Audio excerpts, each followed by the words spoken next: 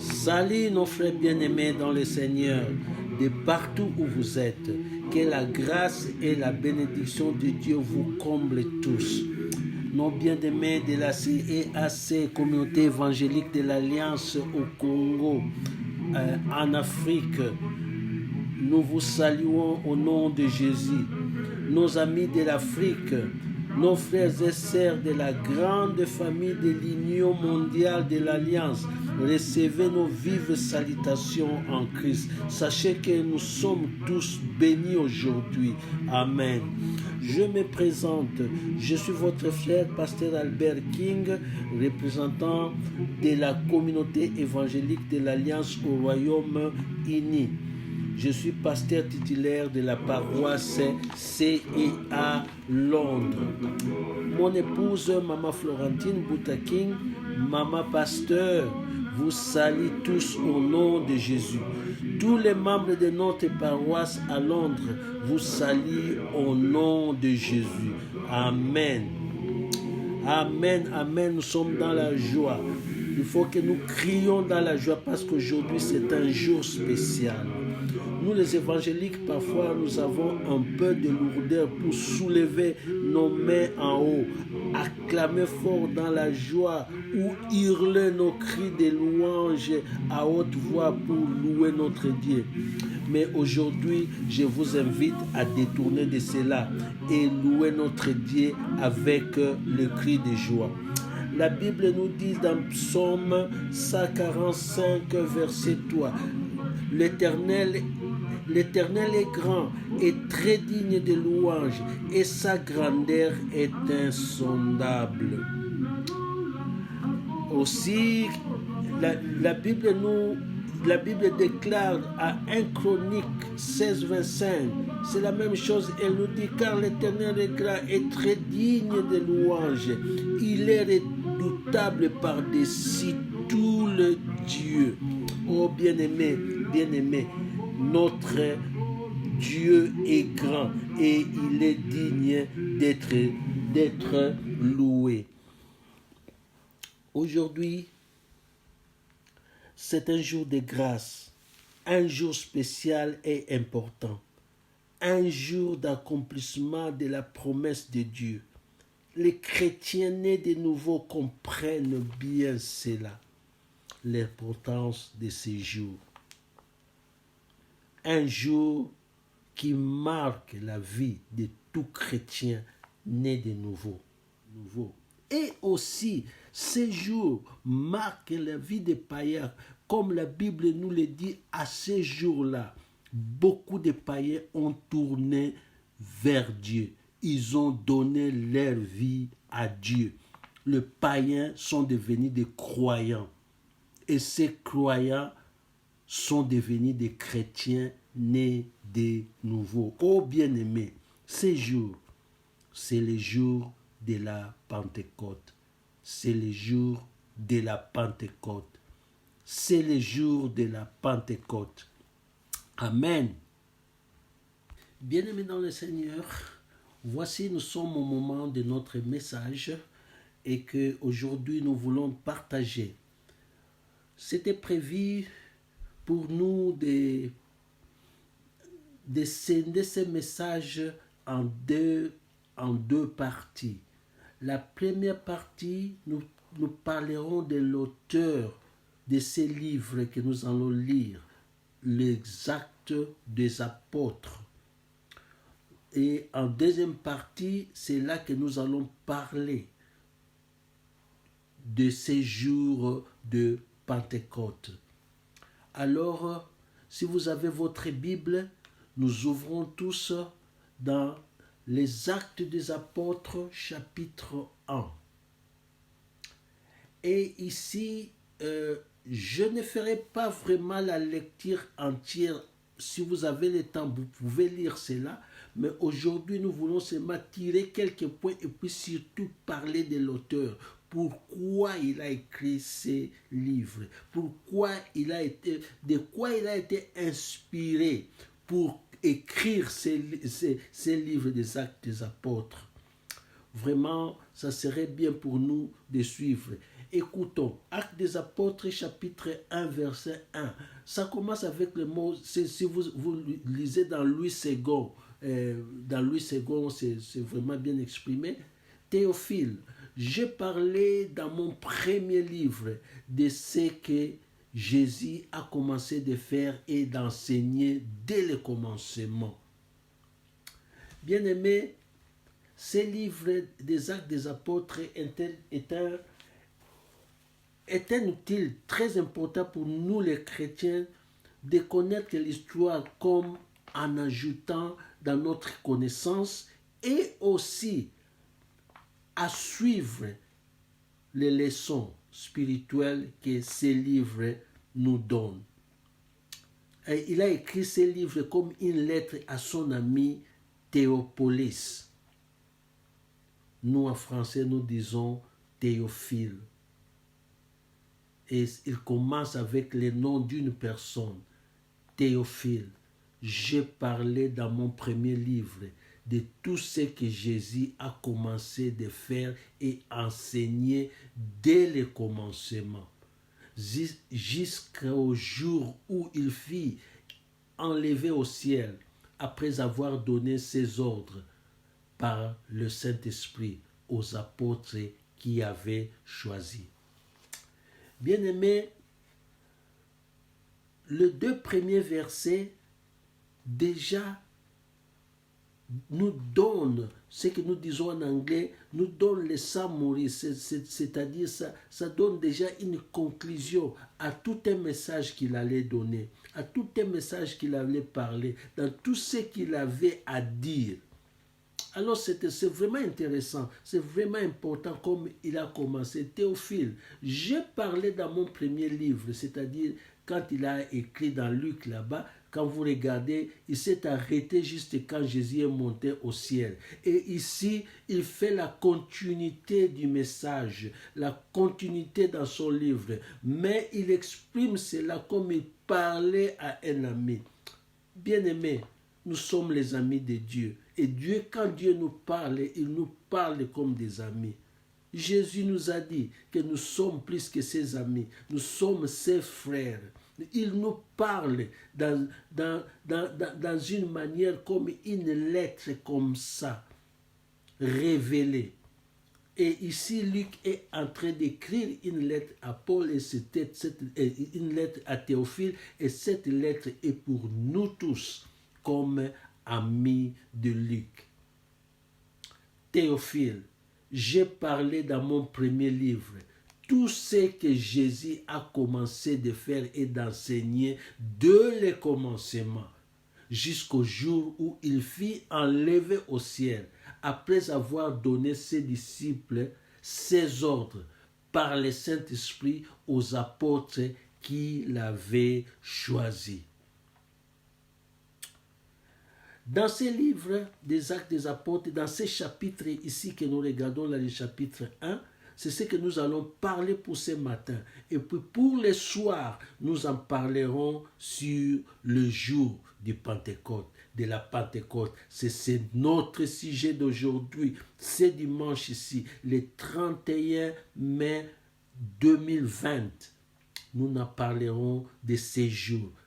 Car dans le calendrier chrétien, si vous prenez de la résurrection jusqu'aujourd'hui, je pense c'est 40 jours, et dans ces 40 jours-là, c'est ce que nous appelons le jour de Pentecôte.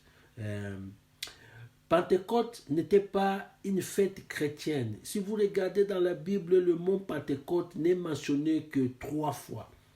N'est mentionné que 3 fois. On va enchaîner ça dans notre culte de l'après-midi. Mais dans le culte de matin, nous nous arrêtons d'abord là. Nous parlons de l'auteur de ces livres des Actes des Apôtres. Luc a écrit ces livres. Pourquoi? Il a écrit ces livres à propos de l'unité des chrétiens. Si vous lisez cela bien, vous verrez que Luc est en train de s'exprimer en fortifiant l'union entre les chrétiens. Les chrétiens doivent vivre dans l'unité. Et puis, en second lieu, le commencement des premiers siècles des églises. Vous savez, Actes des Apôtres nous parle comment l'église de Dieu, quand Jésus a dit « Je veux bâtir mon église », c'est exactement ce que Luc est en train de démontrer ici. L'église n'est pas bâtie par des hommes ou par des pasteurs ou par des apôtres, de ce que nous appelons aujourd'hui les bishops, les évêques. Non. Jésus a dit dans Matthieu 16, si vous lisez là-bas, vous verrez que Jésus a dit « Je bâtirai mon église ». Et il a fini le travail, il est allé au ciel, il a envoyé le Saint-Esprit est descendu sur les apôtres et c'était le commencement de l'Église au premier siècle. Et le message de Luc nous démontre que nous pouvons avoir aujourd'hui, nous sommes maintenant au 21e siècle, nous pouvons aussi avoir une église unie, d'où les chrétiens sont unis. Mais aujourd'hui, nous voyons avec la réalité, nous voyons que l'église de Christ commence à se diviser. L'église de Christ ne fait plus, n'accomplit plus la mission qu'elles ont. Mais ici, Luc est en train de nous enseigner cela. S'il faut lire les Actes des Apôtres, vous verrez comment les apôtres sont partis. Après avoir reçu le Saint-Esprit, ils ont marché pas à pas, suivant les enseignements de leur maître, qui est Jésus-Christ. Former une église, une place, là où ils parlent pour accomplir la mission de Dieu. Une église placée au centre de l'évangile de Jésus-Christ. Une église qui est le corps du Christ. Témoignant Christ sans crainte. Une église qui prêche l'évangile. Une église qui transforme le monde. Une église qui change le peuple du monde pour devenir le peuple de Dieu. Dis Amen. Chers frères, si notre église ne fait pas cela, nous ne sommes pas une église. Une église digne de son nom. Chers frères et sœurs, aujourd'hui, dans le monde, est-ce que nous trouvons une église parfaite? Je n'y pense pas.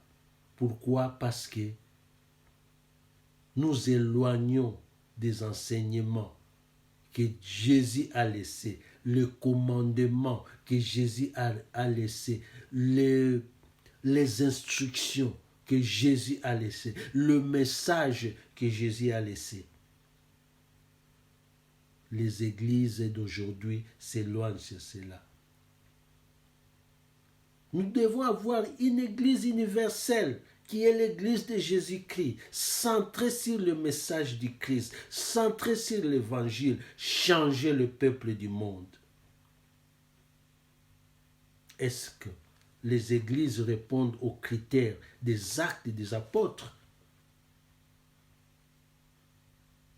Luc nous a rappelé directement, il a dit Théophile, j'ai parlé dans mon premier livre de tout ce que Jésus a commencé de faire et d'enseigner dès le commencement.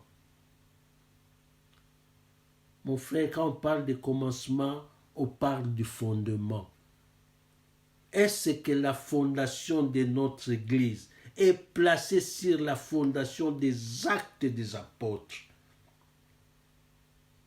Les disciples ont bien tenu Ils se sont organisés. Quand vous lisez, vous continuez à lire, vous verrez le message. Ils étaient obéissants. Et surtout quand vous regardez dans le verset Actes chapitre 1, verset 4 par exemple, il dit, comme il se trouvait avec eux, il leur recommandait de ne pas s'éloigner de Jérusalem. Et ces hommes ont obéi. Ces hommes ont obéi. Ils sont restés près de Jérusalem parce qu'ils obéissaient à leur maître. Est-ce que nous comptons obéir notre Dieu, nous comptons obéir notre Seigneur? Parce qu'ils savaient, ils obéissaient parce qu'ils savaient, la promesse est là. Il les a promis. Il les a promis. Restez près de Jérusalem, il dit ceci, car Jean a baptisé d'eau, mais vous, dans peu de jours, vous serez baptisés du Saint-Esprit. À ce moment-là, nous dirons, ils avaient la connaissance du Saint-Esprit, parce que Jésus leur parlait de cela d'ici là. Mais pour avoir l'expérience, pas encore. Et comme ils étaient prêts, comme ils étaient disciples, comme ils ont tenu le message, ils ont serré le message dans leur cœur, ils ont respecté ces commandements-là, car ils savaient que le Saint-Esprit viendra. Et quelle sera la réaction? Jésus fit élever, il est parti et le Saint-Esprit est descendu. Nous continuerons cela dans le culte de l'après-midi. Il y a quelque chose que nous voulons partager ensemble aussi, c'est seulement de voir comment le Saint-Esprit, parce que eux, regardez, je ne sais pas s'ils connaissaient ou ils n'avaient pas la connaissance de cela à ce moment-là, la connaissance profonde, je suis en train de dire, on ne sait pas. Parce que quand Jésus était baptisé, le Saint-Esprit est devenu comme un oiseau et il est descendu sur Jésus. Comme on dit, pigeon par exemple, qui est descendu, ou la colombe qui est descendue sur Jésus. Mais dans les jours de Pentecôte, nous allons développer ça l'après-midi. Le Saint-Esprit est devenu comme feu, langue de feu. Ça aussi, nous allons développer ça l'après-midi. Mais il y a les symboles que nous avons à observer pour le Saint-Esprit. Le Saint-Esprit nous enseigne que il est le bref, il est le bref. Non, le Saint-Esprit, les symboles du Saint-Esprit que nous pouvons peut-être apprendre ici, le Saint-Esprit symbolise la sagesse. Le Saint-Esprit symbolise la compréhension. Le Saint-Esprit symbolise le conseiller. Le Saint-Esprit, il est fortifiant, consolateur. Il nous amène à la piété, être pur devant l'Éternel. Il augmente la connaissance et le Saint-Esprit a le symbole de la connaissance. Le Saint-Esprit aussi symbolise avoir peur ou ce qu'on dit la crainte de l'Éternel. Vous allez m'excuser pour mon français parce que nous, comme nous sommes encore anglais et tout ça, mais j'ai pris à ce que nous comprenons, peut-être notre français n'est pas si bon comme ça a été auparavant. Les symboles de Saint-Esprit.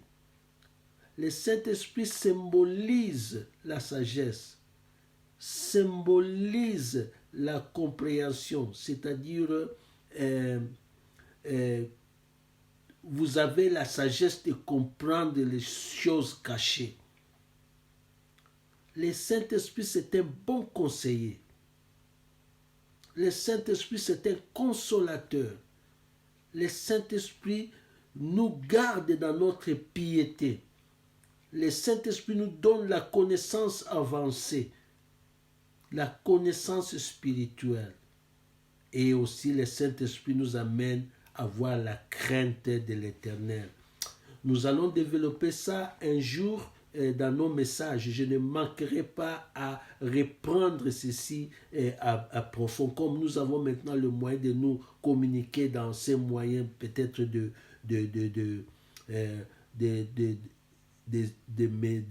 social media, nous ferons cela. Et puis, je suis très content aujourd'hui de partager ces livres de Luc, des Actes des Apôtres, parce que si nous allons du chapitre 1, nous verrons comment ça a commencé et comment ça a évolué. Comment ça a commencé, la fondation de l'église que Jésus a dit, je vais bâtir mon église. C'est ça. Alors, nous verrons cela. Dans l'après-midi, on va se revoir encore, frères et sœurs. On va encore développer ce qui est vraiment profond sur ce message de Luc. Nous savons que le Saint-Esprit est venu pour une mission. Et nous savons que le Saint-Esprit est venu pour accomplir et comme on dit, pour accomplir totalement la mission de Dieu. Parce que Dieu, comme nous savons dans l'Ancien Testament, quand il avait créé le monde, il a dit tout est accompli. Quand Jésus était sur la croix, il a dit tout est accompli. Et pour le Saint-Esprit il vient vraiment accomplir le tout, comme on dit, pour terminer et pour vraiment éclaircir la mission de l'Église. Dieu est au travail, Dieu est en mission et il fait toutes choses maintenant avec le Saint-Esprit. Bien-aimés, je vous invite pour l'après-midi.